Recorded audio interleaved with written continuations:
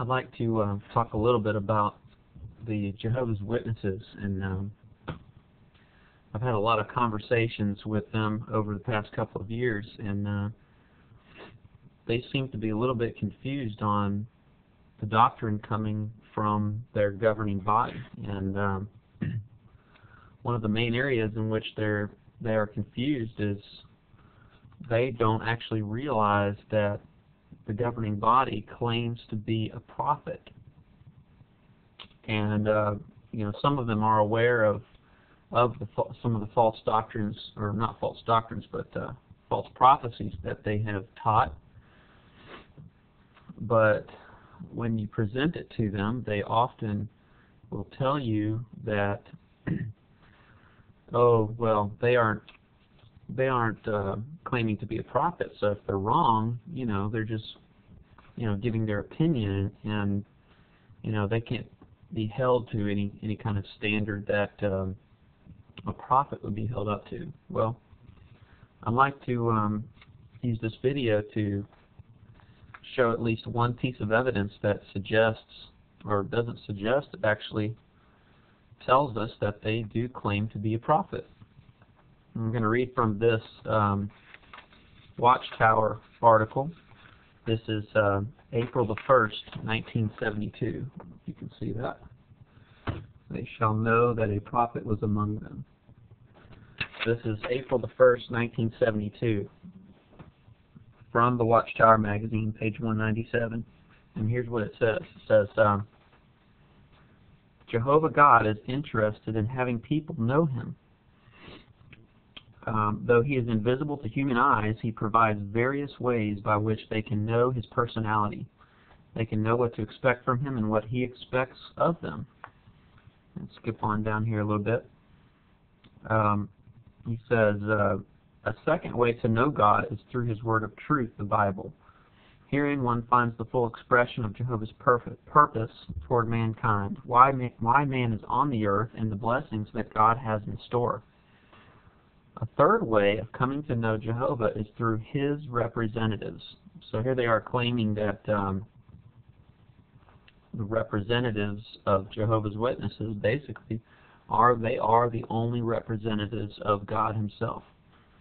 And he says, in ancient times He sent prophets as His special messengers.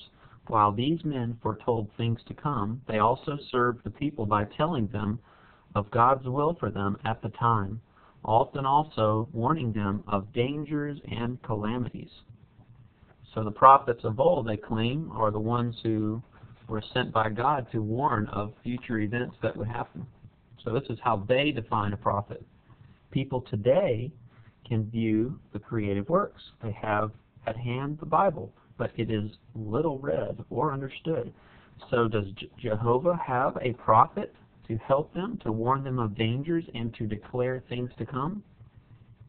Well, we'll see. Next paragraph, identifying the prophet, is the heading there. These questions can be answered in the affirmative. Who is this prophet? And it says, he had a prophet to warn them. This prophet was not one man, but was a body of men and women. It was the small group of footstep followers of Jesus Christ, known at that time as International Bible Students. Today, they are known as Jehovah's Christian Witnesses.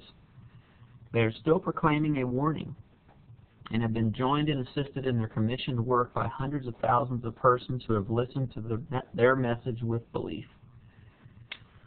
And then here's the clincher here. Of course, it is easy to say that this group acts as a prophet of God. It is another thing to prove it. The only way that this can be done is to review the record. What does it show? And if you just do a very small amount of research, you'll find very quickly that the record does indeed show that the Jehovah's Witnesses are false prophets. What we do here is we turn to the book of Deuteronomy, chapter 18, and we read about this topic of the prophet. It says here in verses 19 through 20, 2 says, "If anyone does not listen to my words that the prophet speaks in my name, I myself will call him to account. But a prophet who presumes to speak in my name anything I have not commanded him to say, or a prophet who speaks in the name of other gods, must be put to death.